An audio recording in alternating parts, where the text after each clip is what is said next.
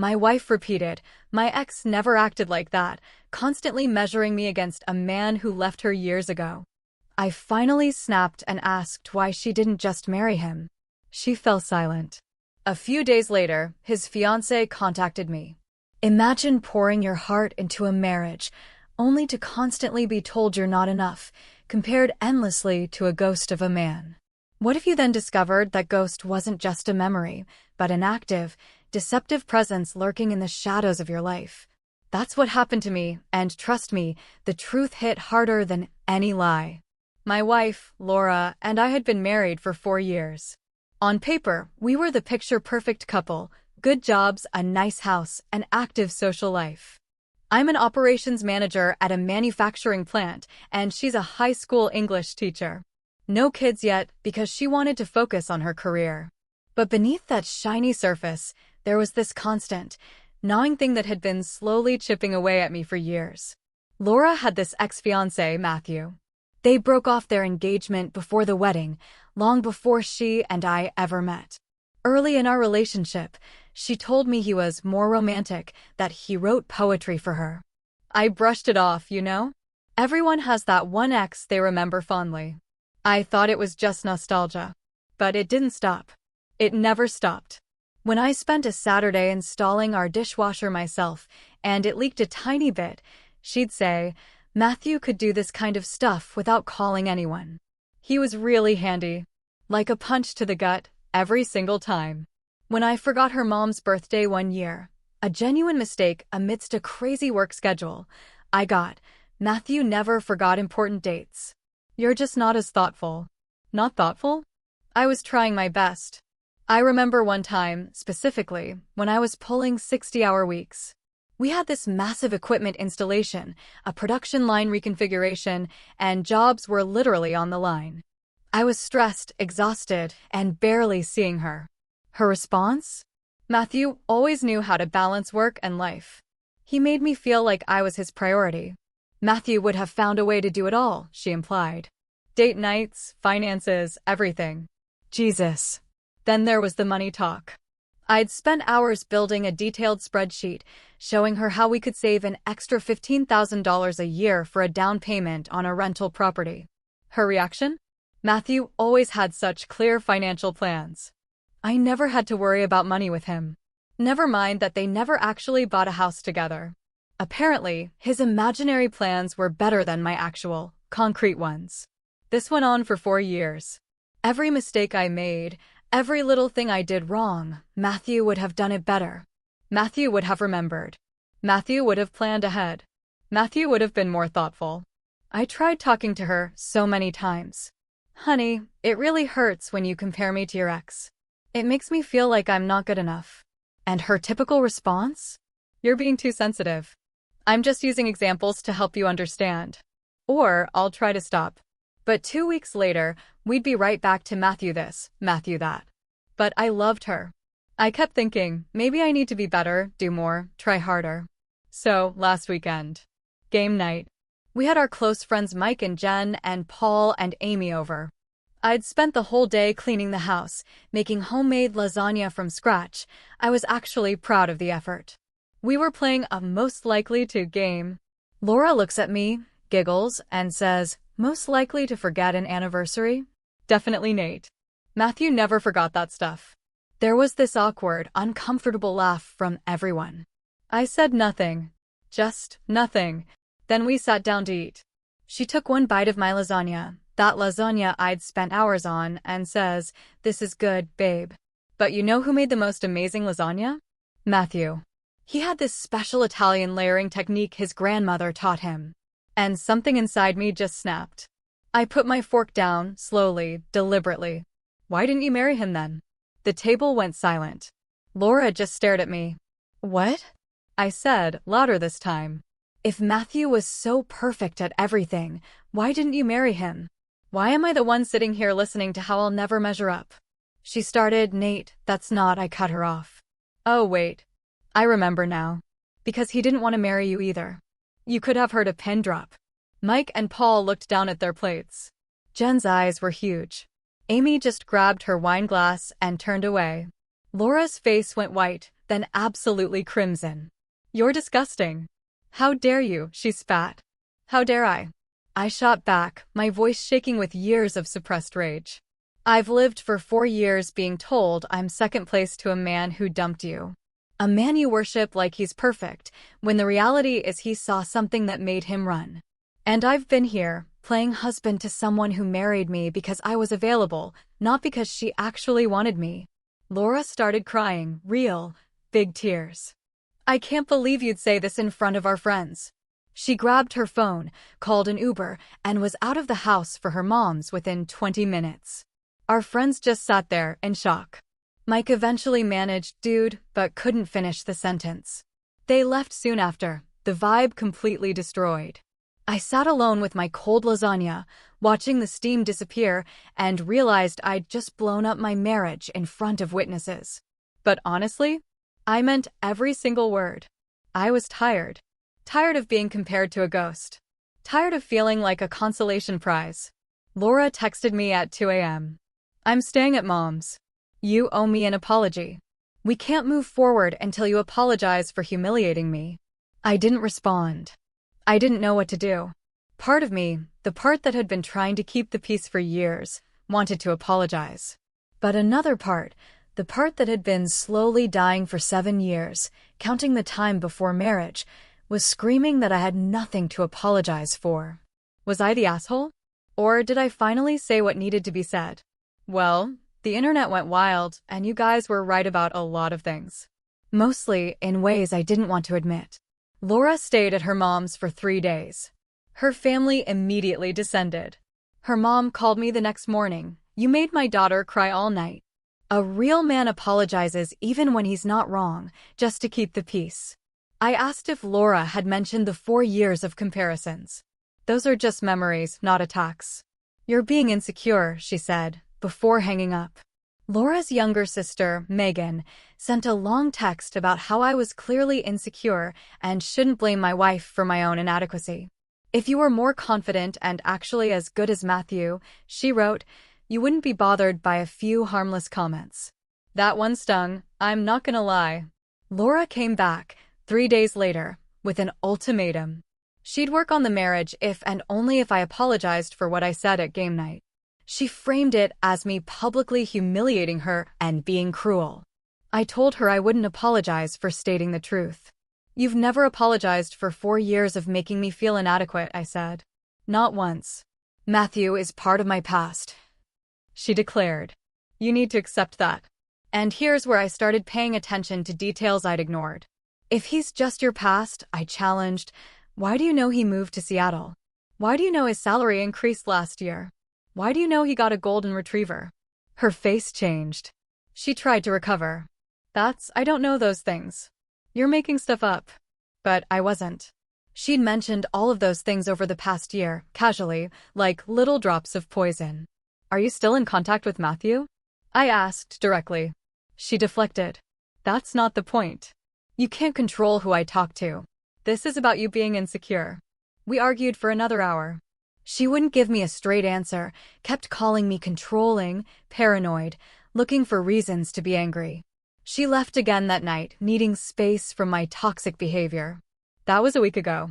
Then, yesterday, I got a Facebook message that changed everything. A woman named Chloe. "Hi, are you Laura's husband? I'm Matthew's fiancée. We need to talk." My stomach dropped. We agreed to a phone call. Chloe told me she'd noticed Laura frequently commenting on and reacting to Matthew's Facebook posts. Weird, she thought, but okay. Then Laura started sending DMs to Matthew. Long ones. About her marriage, about me, about regrets. Chloe showed me screenshots. I can't even tell you how gut-wrenching it was. The gist? Laura told Matthew she was in an unhappy marriage with a man who doesn't measure up. She wrote, "If I hadn't settled, it would have been us walking down the aisle. And sometimes I think I married the wrong man." There was one message where she said, "I look at him and wonder what would have happened if you and I had just worked a little harder. We were so close to perfect." She painted me as controlling, jealous, prone to angry outbursts. None of which was true. She told him I monitored her phone. I didn't.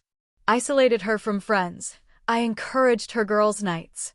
Made her feel small, rich, coming from someone who spent years telling me I wasn't good enough. She was building a narrative. She was positioning herself as the tragic victim of a bad marriage to gain sympathy from the man she clearly still wanted. Matthew's responses were diplomatic, like, "That sounds difficult," or "We were young." It's complicated. Not exactly encouraging her, but certainly not discouraging her either. There was even one where he said, "I hope things get better for you," which Laura apparently interpreted as him caring deeply. Chloe sent me everything. Screenshots spanning 3 months of messages. Her voice was shaking when we talked, angry and hurt, but she was so kind to me. "I'm not okay with my fiancé being someone else's emotional support for bashing her husband," she said. "You deserve to know. I'd want someone to tell me." She even added, "I don't think you're any of the things she said you were. I think she needs professional help." I thanked her. I truly did. That took guts. She could have just confronted Matthew and left it at that, but she thought about me, a stranger, and made sure I knew the truth. So now I know.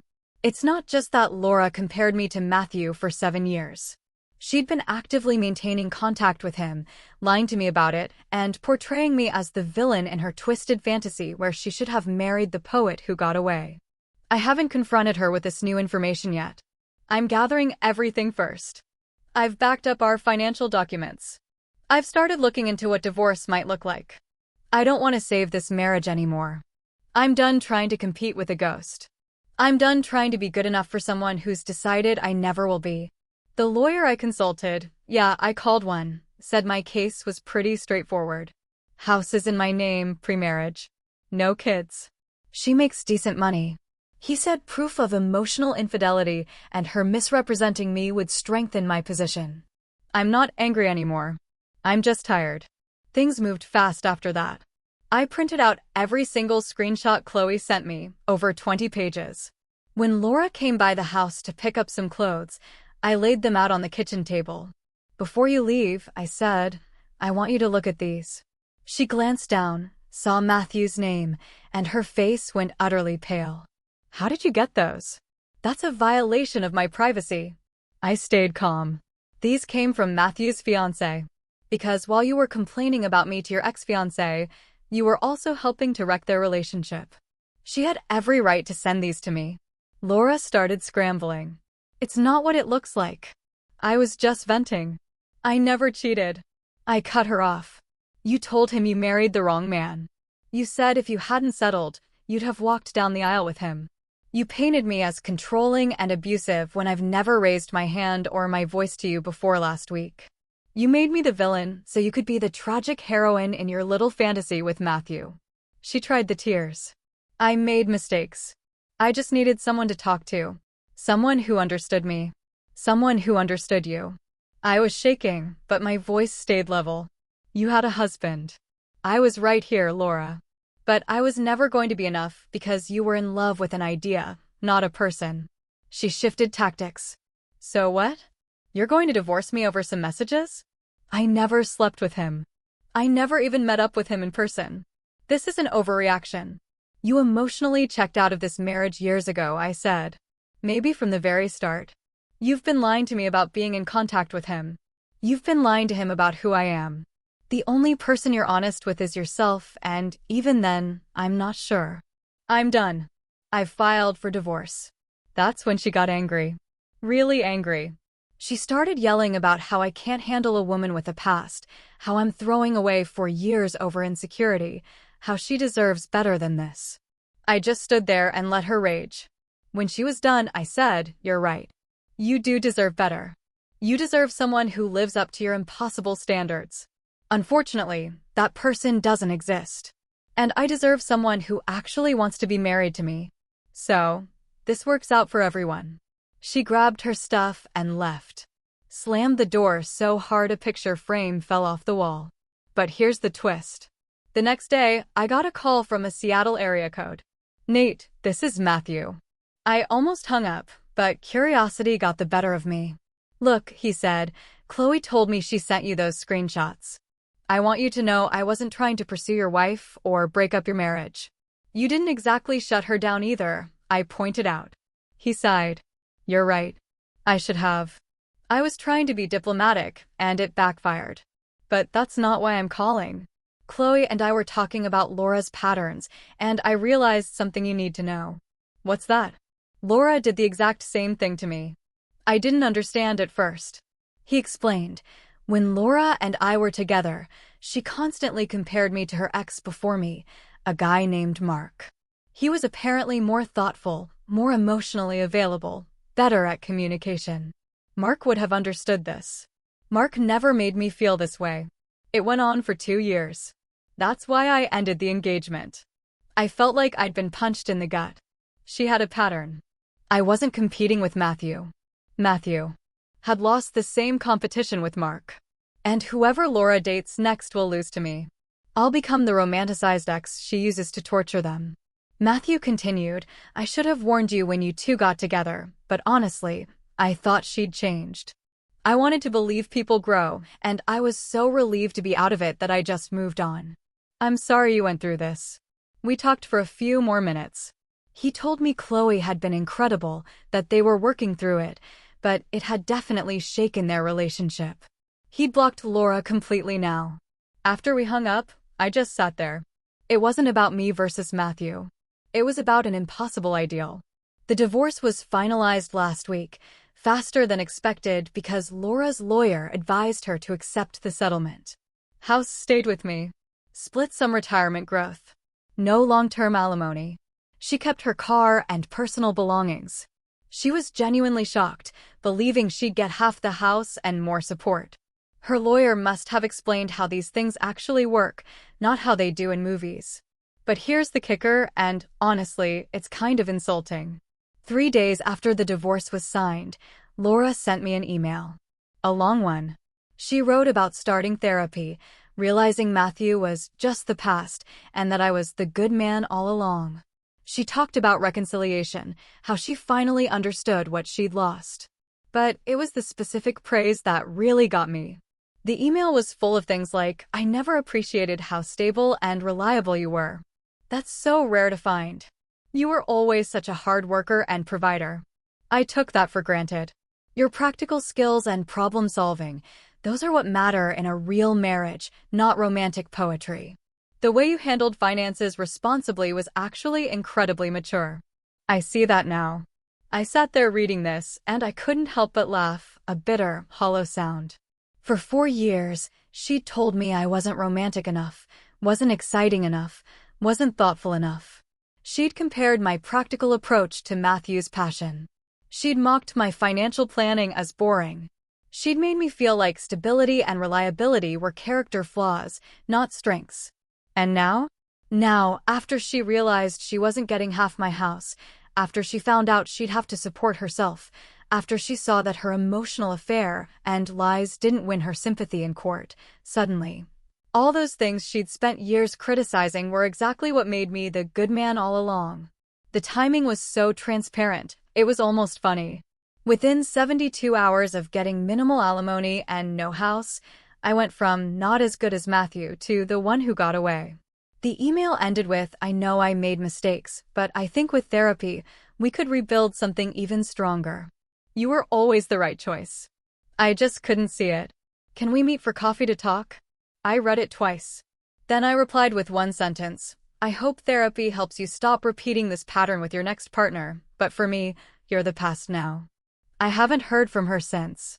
Matthew and Chloe got married last month. Chloe sent me an email, thanking me for not blaming Matthew and saying they'd both blocked Laura permanently. She said the whole experience actually strengthened their relationship.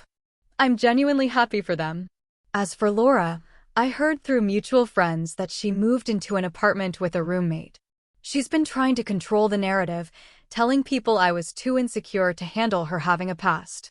But enough people know the full story now that it's not working. Even her mom called me, not to apologize, but to say she was exhausted by the drama. Her sister Megan stopped texting me angry messages after Chloe's post made the rounds. And me? I've started hosting friends again. Just last Friday, Mike, Jen, and Paul were over. I made carbonara, a dish Laura once told me was nothing like the authentic one Matthew learned to make in Italy. Everyone raved about it. Kyle joked, "Man, I bet even Matthew would ask for this recipe." And I laughed. Actually laughed. It was the first time hearing Matthew's name didn't make my chest tight. I'm not dating yet. I'm not ready, but I'm not opposed to it eventually. My therapist says I need to work on recognizing green flags versus red flags and not settling for someone just because they're available. Fair point. The house feels different now, lighter. I've been slowly redecorating. Got rid of the couch Laura picked out that I never liked. Painted the guest room a deep blue that I wanted. Hung up some movie posters she thought were juvenile. Put my gaming PC back in the living room instead of hiding it in the basement. Small things that make it feel like mine again. Like I'm allowed to exist in my own space without apologizing for who I am. Last night, I was thinking about everything and I realized something profound. For 7 years, I thought I was competing with one man, with Matthew specifically. I thought if I could just be better than him, Laura would finally be satisfied. But I wasn't competing with Matthew at all. I was competing with an impossible ideal that existed only in Laura's head. A person who couldn't exist because no real human being is perfect. Matthew lost that competition with Mark. I lost it with Matthew. Her next partner will lose it with me. The only winning move was to stop playing the game. I'm doing okay. Better than okay, actually. I'm remembering who I was before I spent every day trying to measure up to a ghost. And that guy? He's pretty decent. What a journey, right? It was a hard lesson to learn, but sometimes you have to burn down the old to build something new. I'm curious, what would you have done in my place? Have you ever felt like you were constantly measuring yourself against someone else's impossible standards? Let me know in the comments below. I'd love to hear your thoughts.